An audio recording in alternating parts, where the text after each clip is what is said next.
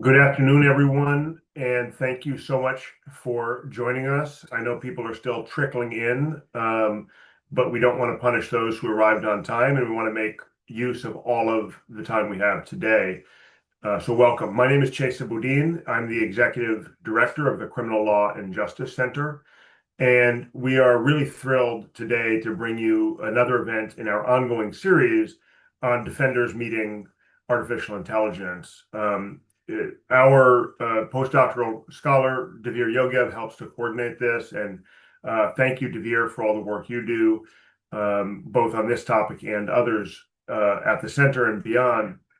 We know that here at the center, we know that public defense is constantly up against challenges, underfunded, under-resourced, understaffed. We see it play out day in, day out. And one of the things that is at risk of accelerating the inequities and the challenges that public defenders and their clients face is changes in technology. And we firmly believe that public defenders need to continue to be zealous advocates, and to do so, they need to be able to keep up with the changing times. That's not possible without staying abreast of new technologies and new opportunities for managing cases and discovery and keeping up with the kinds of processes and technologies that are being used by the courts and by law enforcement and by prosecutors.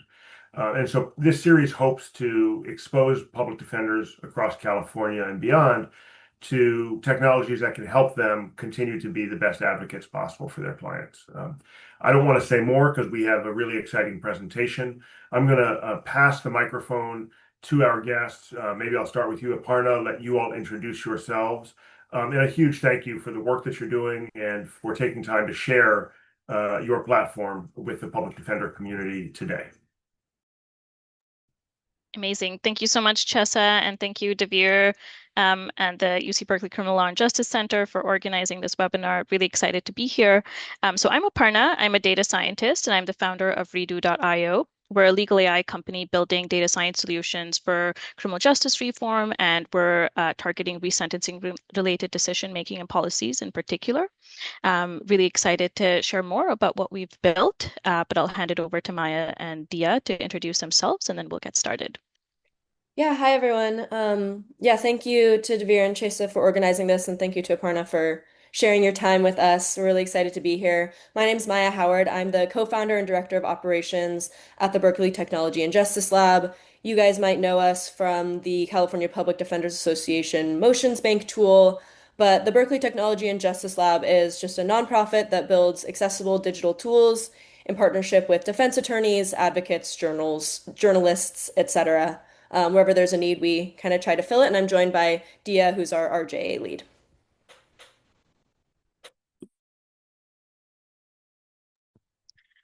All right, I will go ahead and share my screen.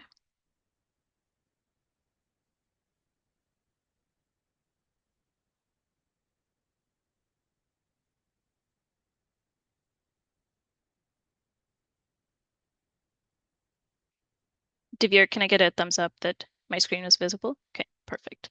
All right, so we're Redo.io. We're funded by the Urban Institute and Microsoft, the Catalyst Grant Program, and we're also supported by Dream.org, LexLab, which is a legal tech accelerator at UC Law San Francisco. And we also work very closely with the Three Strikes Project at Stanford Law. We're registered as a 501c3, so we're a nonprofit. And here's a quick link to our AI platform, which I'll be demoing in a bit. But if folks are curious, you're always welcome to log into the link and walk through the tool as I walk through the presentation. All right, so this is a brief outline. I'm going to be doing a demonstration of our platform. Maya will take over after that, and then we're going to reserve the rest of the time for questions. Okay, and this is a little bit more about us. These are our advisors. We're very lucky to be advised by very brilliant people: Susan Champion from Three Strikes Project, David Ball from Santa Clara Law, Walter from the Urban Institute, and Maya Markovich from the Justice Tech Association.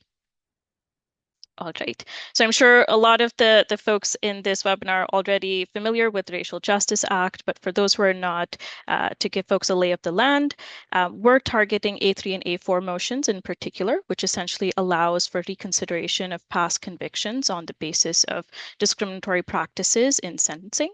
So what the law requires us to show is that there's a causal relationship between race and sentencing outcomes amongst similarly situated individuals or cases.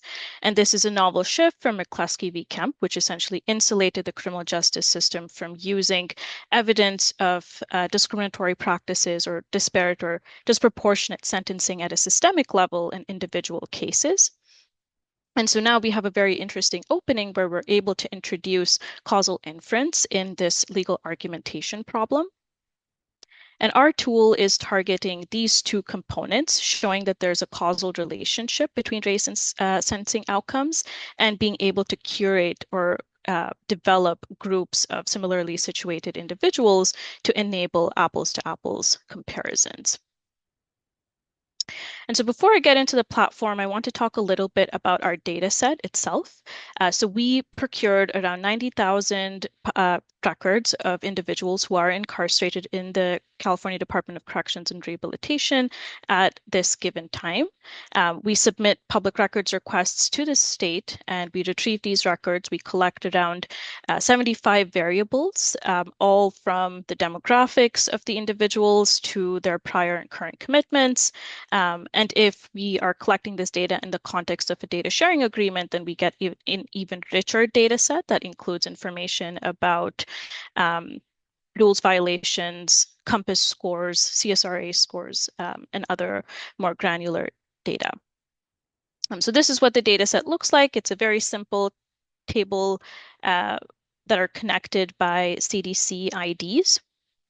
And so a few specifications, the data is actually free and available to download, and we've made this very intentional decision for our data sets to be publicly available and open source. So if folks are interested in the data alone, you're able to go to data.world or the Harvard Dataverse, look for our company, and you'll be able to download these data sets free of cost.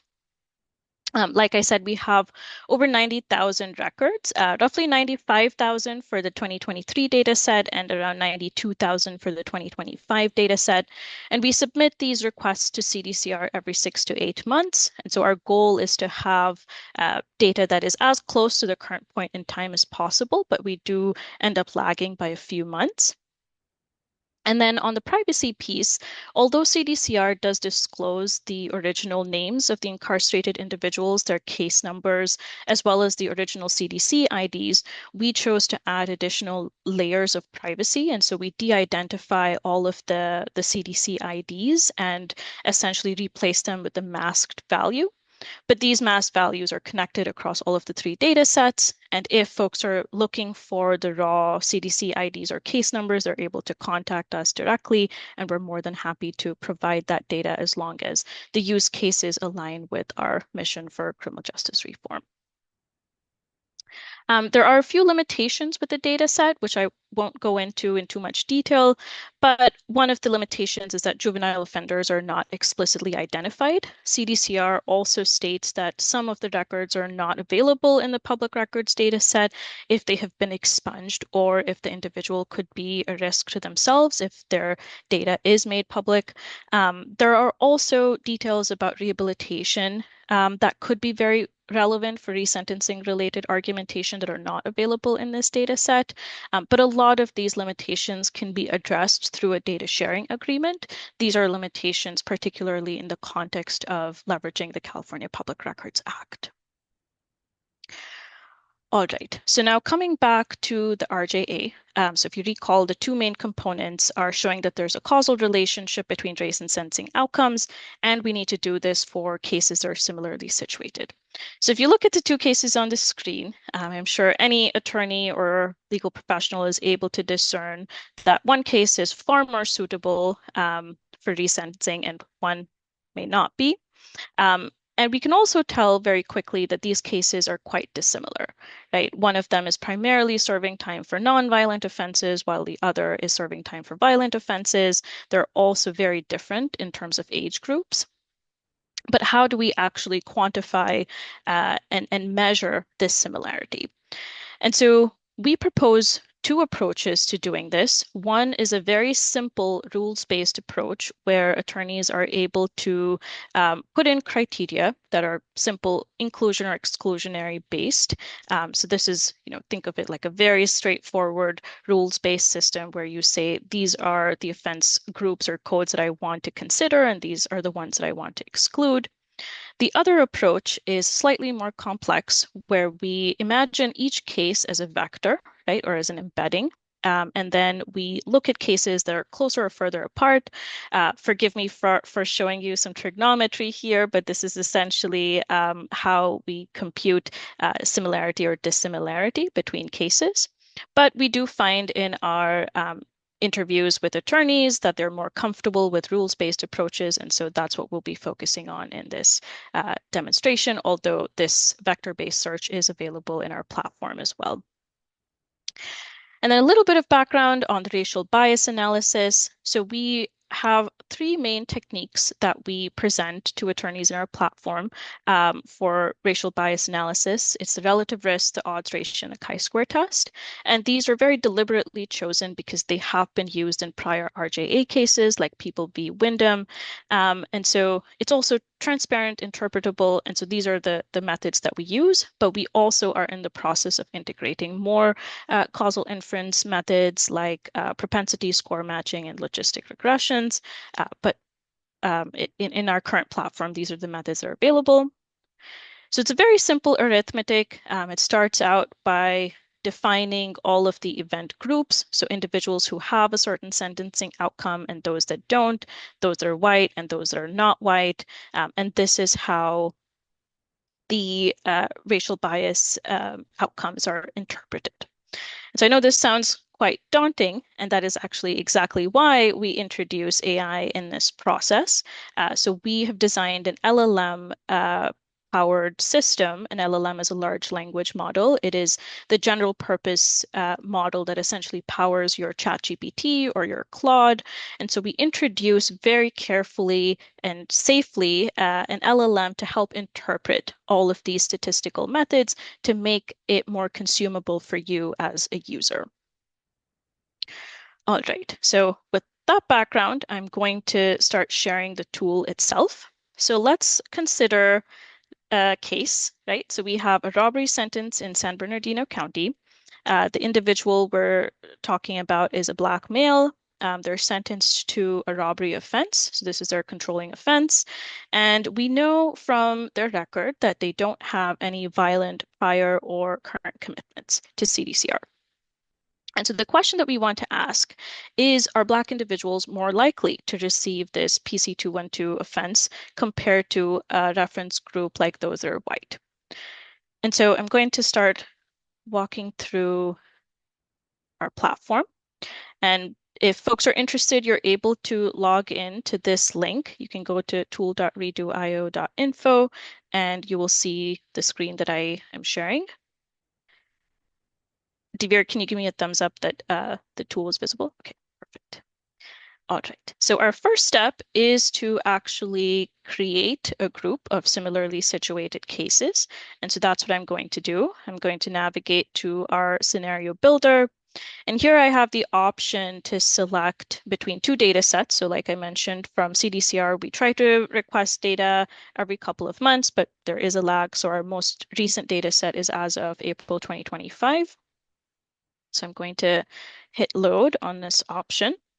And we have pre-categorized quite a few penal codes already into groups of homicide offenses, sex offenses, robbery offenses, super strike offenses, and violent felonies. You, as a user, are also able to create your own category. So let's say I want to introduce a new group of offenses that are say very minor offenses. And I'll call this table E. And I want to input a penal code like 123. So I'm able to do this, right? I can create new groups based on the analysis that I want to perform. And then if I hit save, that will update in our list of categorization. So I'll be able to see that as I progress through the tool.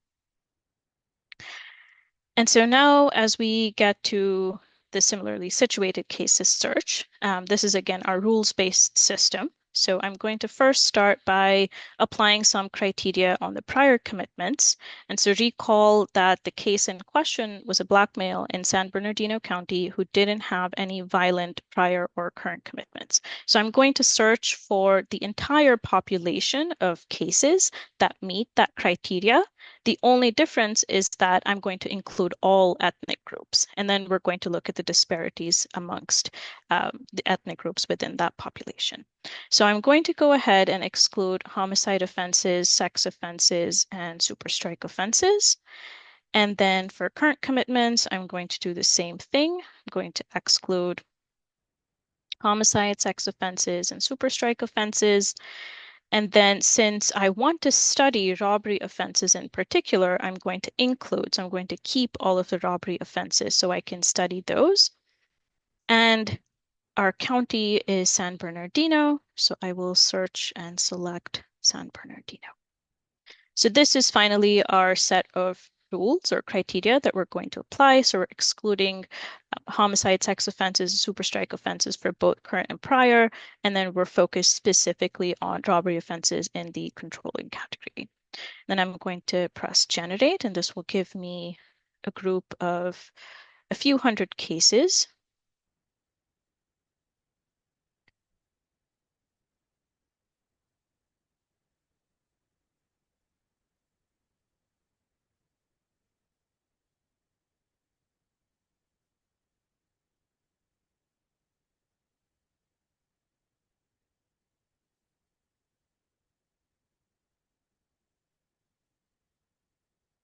This might take a second.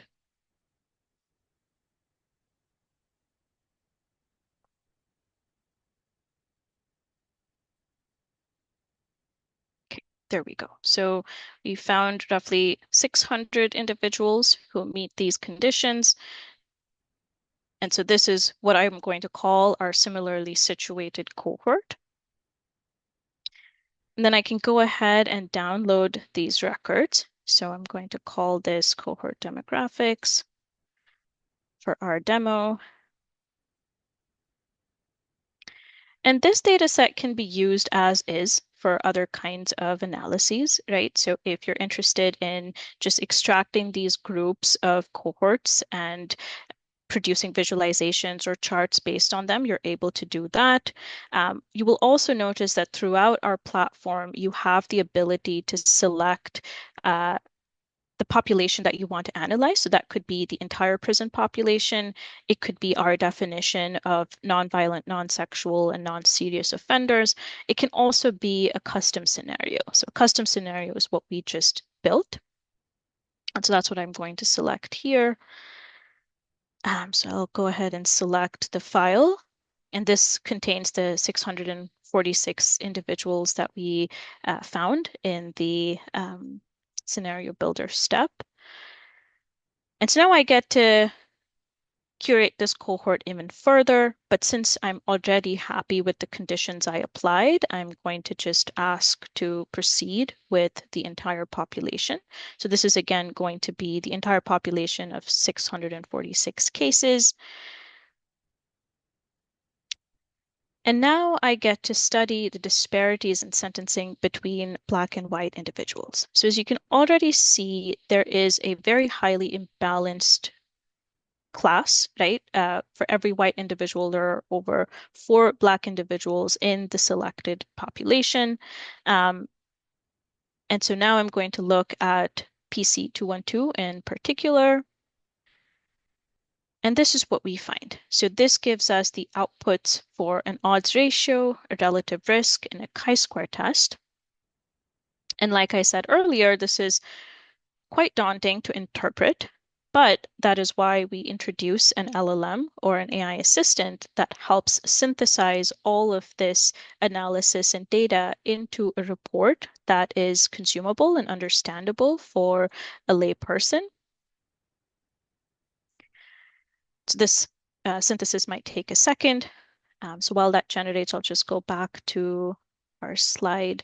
So I want to talk a little bit about how this is operating, right? So we have an interpretive context, which is essentially all of the data that we collected, which is the confidence intervals, the p-values, information that we have on the sample sizes. And then we also provide some background information to the LLM about past RJA cases. And we ask the model to synthesize evidence into a report. I want to be very clear that we don't use AI or LLMs to do any kind of computation. And this is an intentional design choice because LLMs, as we know at the current moment, are not very good at doing statistical reasoning. There's a benchmark called QR data, and it shows that general purpose models are only around 56% accurate when it comes to calculating a p-value or a confidence interval, which is a very, very poor accuracy. And so our choice is to not use LLMs to do any of the math. We leverage traditional data science practices in order to compute and do all of these calculations. We only introduce LLMs and AI to synthesize this information into an interpretable report. And this is what that report looks like. So it has a few different sections. We start with the summary that tells you exactly what you need to know. Is there a disparity? And is that disparity significant, statistically significant, and what is the magnitude of that disparity? So this tells us that there is a very strong disparity that disfavors Black individuals, and it is statistically significant because of the confidence intervals and what we know about the chi-square test as well. And this entire report can be downloaded as a Word document.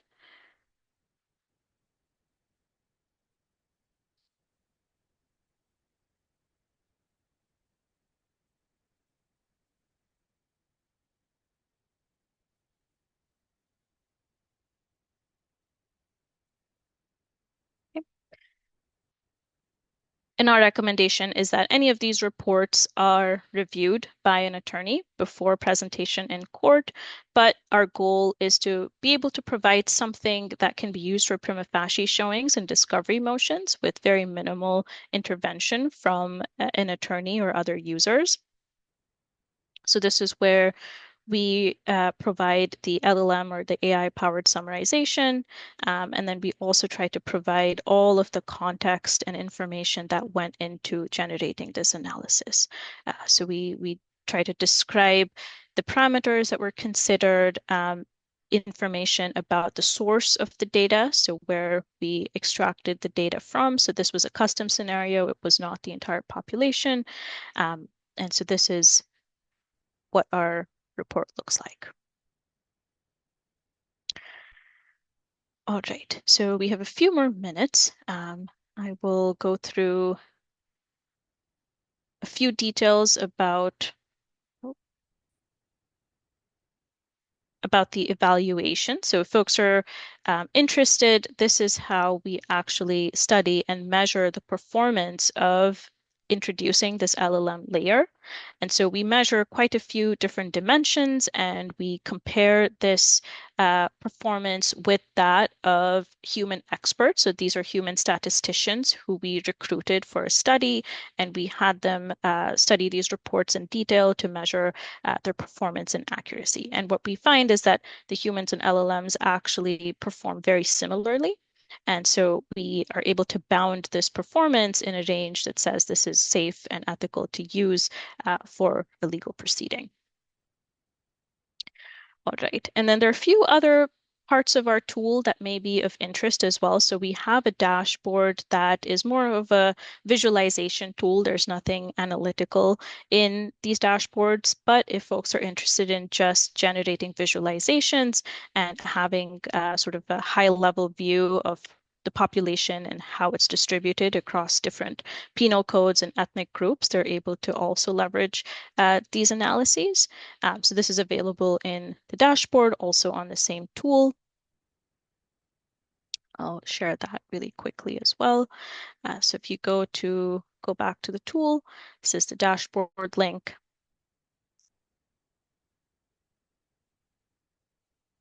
And this is where you can toggle between different sentencing counties. You can look at particular counties that you're interested in. You can also look at non-violent, non-sexual, non-serious offenders. So if you're curious only about those that meet this criteria, you can do that here. And this is where we define what a non case means. So these are some of the penal codes that we've characterized. And then we have some other views as well. So if you just want to see the distribution across different penal codes and counties or geographies, you're able to do that here. And then some information about parole. So which are the cases that are coming up for parole, most likely to be successful. These ones are all listed here. And then you're also able to look at additional details on prior and current commitments through this view. And so we have a very rich platform with lots of different capabilities. We've tried to be as comprehensive as possible in providing background and context for our data sets and the use of AI. So here in this data dictionary, you can find additional information about all of the variables, the 75 variables in the data set, starting from the CDC IDs to a controlling offense. We also have a statement here on how we use AI and why we have made this choice to integrate LLMs in our workflow. There are also some additional resources for folks who are curious. So we have some technical documentation as well as user guides. So this one was developed by Madison Hill, who's a law student at Santa Clara Law, and some frequently asked questions. So folks are interested in how do I cite this data, or tell me more about the consistency of CDC IDs, or how reliable is the data that we're getting from CDCR. We've tried to answer a lot of these questions in this list. Some of it are direct responses from CDCR, so all of that is available here. And then, like I mentioned earlier, since our data is anonymized, if folks are interested in receiving the raw data, right, so the original CDC IDs, they're able to file a request for that with us here. So we're just asking for very simple information, the purpose, what this analysis would be used for, and then we're happy to respond and provide all of the original CDC IDs that are unmasked. All right, so let me go back here. And so I focused this presentation on the RJA in particular, but as many of the folks in this webinar are aware, there are many other resentencing measures as well, from prosecutor-initiated resentencing to CDCR-initiated resentencing. And this platform actually has many more purposes and uses beyond just the RJA. So I wanted to highlight two applications that we worked on over the last 2 to 3 years. So one of them was a partnership with the Office of the State Public Defender. And so what we did was we actually used our platform to generate lists of over 500 individuals serving time for nonviolent, non-sexual, non-serious offenses. And with the OSPD, particularly the support of Keneal Frazier, we sent these lists to all of the counties in the state with an institutional PD office. And then we also work very closely with the Three Strikes Project to do similar work, identifying non-sexual, non-serious, and non-violent offenders for prosecutor-initiated resentencing implementation in the counties that they had a partnership with. All right, so if folks are interested to learn more, feel free to contact us. Although our platform is public facing, we understand that there's quite a bit of support that might be required in making use of it, especially if you have an RJA case in mind. And so we're more than happy to do demos of this nature with your county, with other attorneys in your office to make sure that they're comfortable and familiar with how to use the tool. We also work on an individual basis with counties if they have data that they've obtained through a data sharing agreement, or if they have richer data on charging and arrest, which isn't included in our data set. And so that way we can create a more holistic picture of racial disparities. So we're also open to entering individual contracts with counties. So reach out to us if you're interested in that. And then I've also linked our papers here. So the first one, the LLM synthesis, is an evaluation study, and this is where we show that our methodology and our platform is actually successful and safe to do this evidence synthesis. And then the second one walks through some of the other aspects of our tool, like the similarly situated cases search. And this is our website if anyone wants to follow our work. Thank you so much.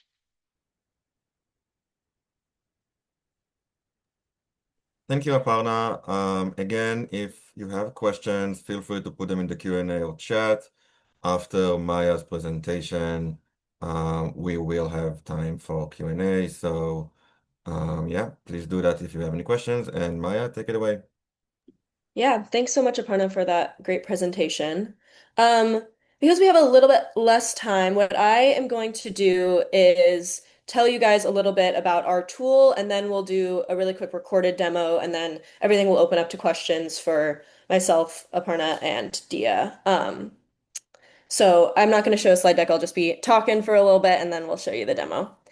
Um, yeah, so our Racial Justice Act tool, in contrast to Aparna's tool, which is focused on the latter two claims of the RJA, ours is focused on claims A1 and A2, which have to do with racialized language. So when we started building this tool about 2 years ago, we spent most of our time just in conversation with public defenders across the state, and we found that a major barrier to RJA cases making it through was simply the burden of a small RJA team needing to close read a huge stack of cases on their desk, each potentially being, thousands of pages long in terms of transcripts, and all other documents that come along with a case. So this tool is designed to aid in that. It does textual analysis, meaning you feed in whatever extremely long document needs to be analyzed, whether that's, a transcript, a police report, etc., and it highlights instances of racialized language that might pertain to claims A1 and A2 of the Racial Justice Act. A long-term goal is also for the tool to be able to analyze body cam footage. It's not quite there yet, but we'd love to make that happen as well because we think it will be quite relevant. Um, but here's one of the most kind of important parts of our design is that our tool, rather than being public facing, is actually designed to be created in partnership with public defenders' offices. So what that means is several things, and it's done for several reasons. So the first reason for that is because our tool involves uploading confidential documents, there's security concerns, right? So whereas ChatGPT or a Claude, if you gave it a document and said identify racialized language, it might be able to say, hey, I think there's 3 spots where someone said something that was indicates bias. The problem there is that it's not safe for a public defender or a defense attorney or any attorney to be uploading their confidential documents to these AIs, or at least we don't really know yet if it's safe to do so, right? So the point of our tool is that it'll be set up on private servers in public defenders' offices so that nothing ever leaves the system of the office. That way we can ensure that there's no confidentiality issues when it comes to using our tool.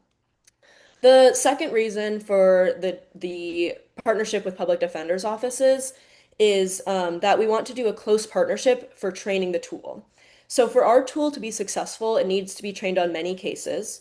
It also needs to be trained to pick up on geographically nuanced racial language. For example, in the case that I'm sure you all know about, where the prosecution continually mentioned that the defendant was from East Palo Alto and put a lot of emphasis on that.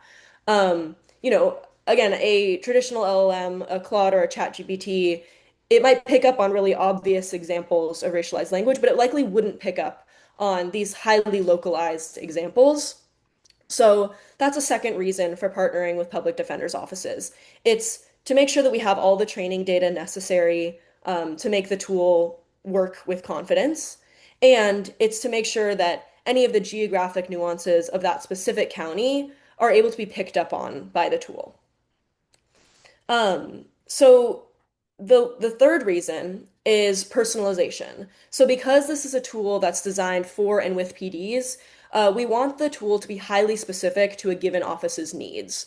So this can mean that the user interface looks different for each office. It can also mean slightly different outputs, different training, different features on the tool, etc. We really want it to be a close collaboration where we determine the needs of the public defenders in a given county, and the tool is personalized to those needs. And then lastly, we have been spending most of our time for the past couple years developing this tool, talking with experts and figuring out what might be the best way to go about it. But we've waited to finalize the training and the implementation and the launch of the tool until this can actually happen, until we have those partnerships finalized. And so our demo is going to be kind of basic. That's just a heads up because it'll have more features once it's actually launched with the public defender's office and we've determined what features that office needs, etc. Right now, where we are in the process is that it's trained on case data of kind of publicly available racialized cases, as well as trained on a growing list of terms and language signifiers that might indicate racial bias. We're working on this in collaboration with the Stanford Center for Racial Justice, based at Stanford Law, as well as some folks in the Stanford Linguistics Department, to create this running list of racialized language that the tool should pick up on. But again, this list should be adjusted and added to when public defenders collaborations happen. Currently, where we're at is we've been doing all of that training on our own, and then we have pending contracts with various PD offices. But we're always open to more. We want to launch this in as many public defenders' offices as possible. Okay, so I am going to show you guys a quick demo, and then we'll talk about that demo a little bit and move from there. So I'm gonna share screen. And let me know if we can hear the audio. If not, I'll just talk. Hi, my name is Dia, and You're hearing it? Okay, great. this is the Berkeley Technology Justice Lab's RJA transcript analysis tool, which is a prototype that we designed in order to surface language in court transcripts that might be relevant to Racial Justice Act claims.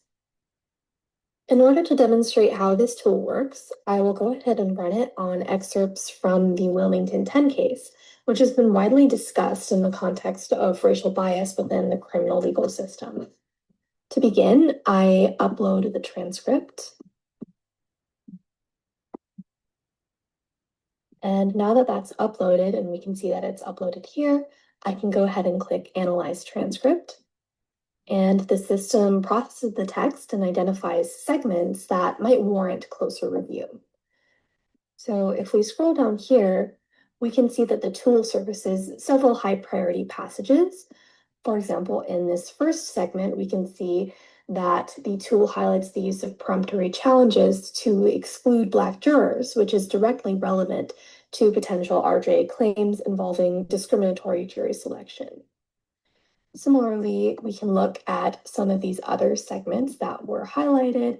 For example, here you can see that the tool flags passages where the defendants are explicitly described in racial terms and where voir dire is shaped by discussion of racial disturbances and fear, which could also influence how jurors interpret the case. In addition to some of these more high priority signals, the tool also identifies more structural indicators, such as references to the defendant's limited financial means and statements suggesting procedural advantages for the prosecution. And all of these can contribute to broader patterns of inequity. In this manner, you can see that each flagged segment includes a brief explanation of why it was surfaced so that the system actually remains interpretable and useful for legal review. Importantly, below each flag, you can see that the tool also provides the original transcript context, which allows attorneys to quickly verify and assess the language without having to search through the entire record. Ultimately, the long-term goal of this tool is to be able to turn transcript review in cases such as the Wilmington 10 and other RJ-related cases from this manual, page-by-page, more arduous process into a faster and more structured, more interpretable workflow that can ultimately benefit RJ litigation. Thank you so much for watching. Great. So we'll talk a little bit about this demo. So this demo just uses kind of a small segment of the case. Of course, if it was the entire Wilmington Ken case that were analyzed, there would likely be more instances. Also, this case, has pretty obvious racial bias, but the tool should be able to pick up on far more nuanced examples as well. That's also, I think, important to note because if we were just going based off of, a list of racialized language and that was the only thing that the tool was trained on, then, a public defender could, or a defense attorney could just Command F or Control F those words. But it's important for the tool to be able to pick up on context. For example, going back to that East Palo Alto case, just the mention of East Palo Alto once doesn't necessarily mean anything, but it's the way that that language was emphasized that became meaningful. And so that's where a tool like this can be helpful. Jury selection is also kind of an interesting case to be used for this demo because, as I'm sure you all know, figuring out where it falls under the RJ is complicated, but it's kind of an interesting item for the tool to catch. So some risks and limitations. So I think that the main risk with our tool, or with any tool like this, is that it doesn't catch something, right? So we would never want an attorney to feed a transcript into this and it says it doesn't catch something and then the attorney doesn't catch that instance because of it. That's another reason that we're really focusing on partnering with public defenders' offices because we want to make sure that the tool is producing quality results, and we'll do so by doing a lot of testing, by having an attorney look at a case and having the tool look at a case and seeing if they catch all of the same items. And prior to this tool being used in any real context, we want to make sure that the tool is picking up on all of the instances that a human is picking up on. That being said, similarly to Aparna's tool and for similar reasons, we're not using LLMs. We rather use natural language processing and traditional machine learning methods because we don't want hallucinations, bias, or other inaccurate information to make its way into the final result.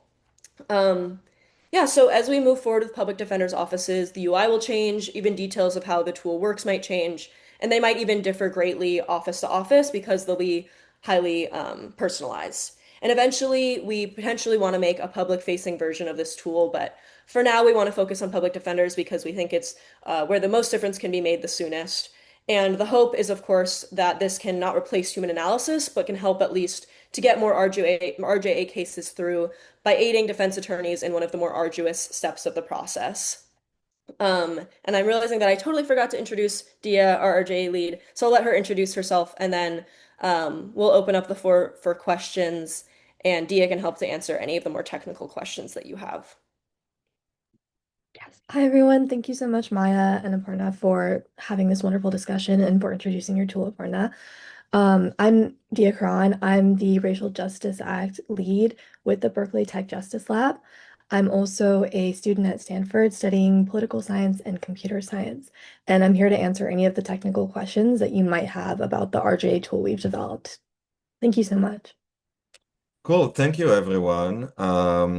While our attendees are thinking about their questions, so feel free also to ask anything related to a case you worked on or something you have in mind about usability, anything at all.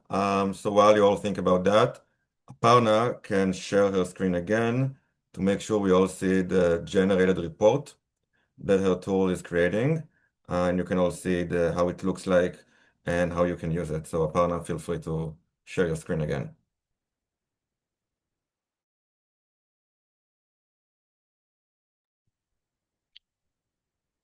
All right. Sorry about the technical glitch. Devere, is the report visible now? Yes, now we can see it. Okay, perfect. All right. And so this is the outcome of the bias analysis step that you would run in the platform. So this is a Word document version, and it's intentionally a Word document in case attorneys want to make certain amendments. You're able to do that. So here we outline all of the different parameters that went into the analysis. So the ethnicities are being compared, the actual category, right? So the controlling offense, and then the offense code that we were interested in studying. This also tells you the records that we use for the analysis.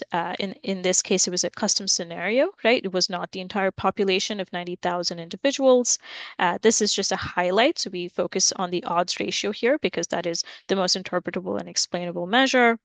And this tells us a little bit about the differences in the two classes or the two groups that we're comparing between black and white. And if you scroll all the way to the bottom after the contingency table, this is where the AI assisted summary or interpretation of the statistical tests is displayed. And so this has the executive summary. So this tells you right off the bat whether there is a sentencing disparity or not, who that disparity disfavors or favors, the magnitude, and whether it is statistically significant.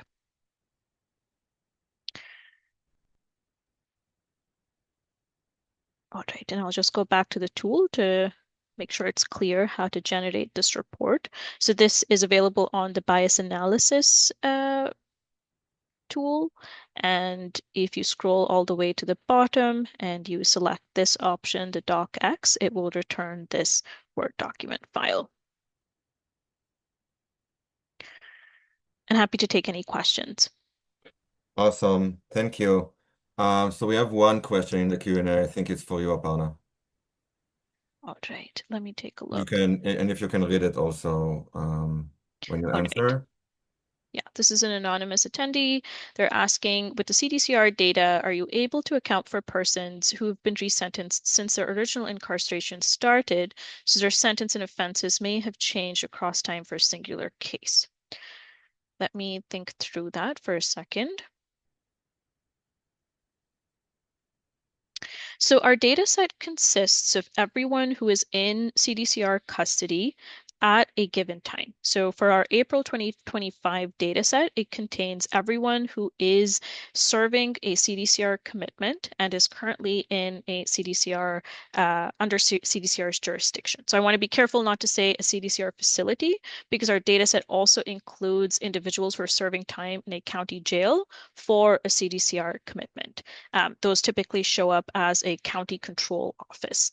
So if an individual is sentenced in Sacramento to CDCR, but they're serving their sentence in a Sacramento County jail, then it will show up as Sacramento Control Office. If the individual has been resentenced, I am actually not certain how that record would show up, but my instinct is that it would show up with their latest sentence codes. So if they've been resentenced as of April 2025, we should see their updated sentence codes, but I'm happy to follow up if you're interested in knowing more.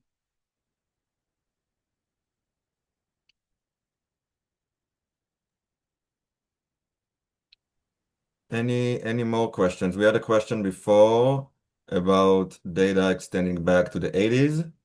And Aparna, do you want to say a few words about it? Yes. So this was from Lissa Gardner. Um, That's a great question. So if someone is incarcerated, again, in our April 2025 data set, it's going to contain everyone who's serving a CDCR commitment.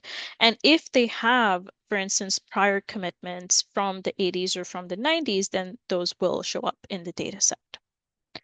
Cool. And there's another new question about an RJA client, and they agree to release information about their case. Can we Yeah. submit our client's sentencing and demographic information to add to the data collection for the database?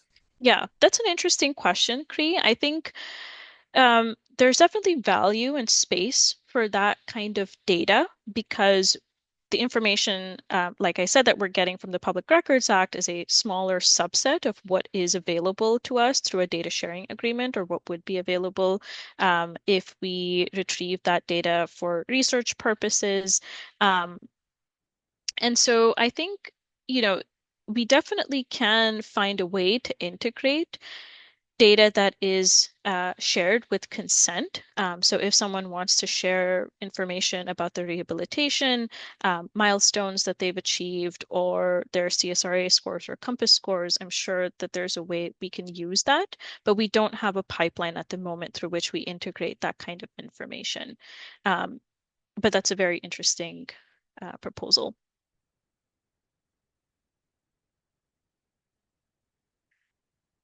Any other questions? Anything about the tool you want to see again? Something that wasn't clear about how to use it? Any use case you have in mind that you want to see how it works in practice? Now's a good time to ask these questions.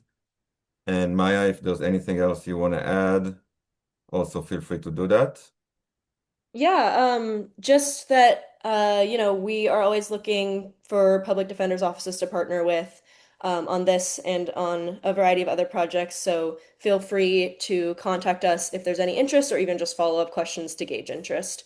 And I'll drop our email in the chat so that you can contact us. Great. Okay, so let's wait one more minute, but if there aren't any other questions, I want to thank our speakers, not just for coming to this webinar, but also for working so hard on these tools. I know that RJA cases are complex and not an easy task, so I hope these tools will be very helpful for you guys. Someone is asking over the Q&A, I think it's for Maya, how fast is partnership established? That is totally dependent on, how quickly your county is able to get it through. Typically it's the case that government contracts are pretty slow. We can move somewhat fast on our end because we're kind of ready to go, but it really is dependent on kind of the process that has to go through on the county's end, especially with like data sharing and stuff like that. So that would just be a discussion with whatever office might show interest. I will also add that this session is recorded. It's going to be live on our website, the Criminal Law and Justice Center, under the AI for Defenders portal. There's a lot of useful information there, including the previous webinar with another AI tool that is for general purpose for public defenders. Highly recommend you watch that webinar as well. And yeah, Devere, I see a final. question. I see a couple of questions in Oh, okay. So if you the see chat. questions, Yeah, go ahead. so one is from Delia, who asks, so the report from Redo.io said there is a sentencing disparity, but does it say specifically what that disparity is? So I'm not sure what you mean, Delia, when you say specifically what the disparity is, but we do report that there is a greater likelihood that an individual who is Black is likely to receive the sentencing outcome, which in our example was PC 212.5 section C, right? So it's saying that amongst similarly situated cases, Black individuals, and compared to the white reference group, are more likely to be harshly sentenced, in that they're more likely to be sentenced to PC 212.5 section C. And then the analysis specifies the magnitude of that disparity. So how significant is it statistically? And then also how large is that disparity? Is it a very small observed difference, or is it quite uh, quite significant?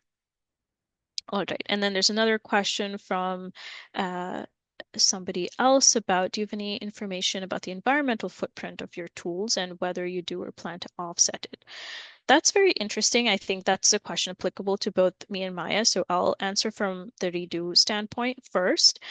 So we actually have an evaluation study underway, which we are going to be publishing very soon at the International Conference on AI and Law.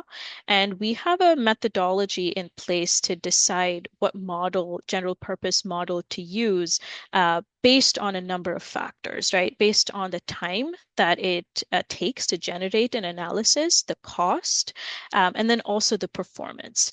And so unlike certain other solutions in the technology market that optimize for performance only, we are also trying to optimize for time and cost. And that is because we want to deliver these analyses as quickly as possible. We don't want a user waiting on the platform for minutes to get a response or generate a report. And then also we want to minimize any negative footprints of using a general purpose model where it is not justifiable, right? So if we have a very marginal difference between two general purpose models, whereas one of them is, taking many orders of magnitude more time and energy to generate that response, and that doesn't justify the difference in performance, then we would rather select the less intelligent or the less high performing model, because it saves both time, cost, and energy. So great question. And I'll pass it off to Dia to answer this question for us. Yeah, of course. Yeah, so this is a really great question.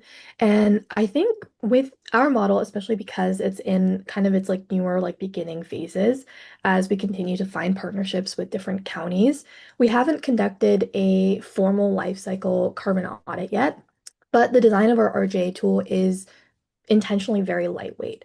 And what I mean by that is because the tool relies on feature-based natural language processing and logistic regression, it kind of avoids a lot of the really computationally intensive work that a typical LLM or deep learning based like AI approach would actually involve. So our tool is comparatively very lightweight to a lot of the generative AI tools that you would see online. Um, that said, we do plan on probably running some sort of like larger test to determine its footprint as we continue to connect with counties. But right now, again, like the efficiency it's pretty quick, and because it's dependent entirely on just natural language processing, the environmental footprint is very, very low.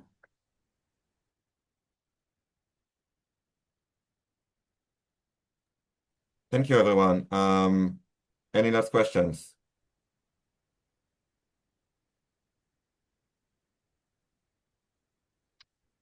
Okay, cool. So if you want to contact any of our speakers, I think you should have the details. But if you don't, feel free to contact me or the Criminal Law Justice Center. My email is now in the chat. Thank you, everyone, for attending. And we hope to see you soon in our next webinar with another vendor. Have a great Friday and enjoy the weekend. Thank you, Thank you, everyone. everybody. Thank you.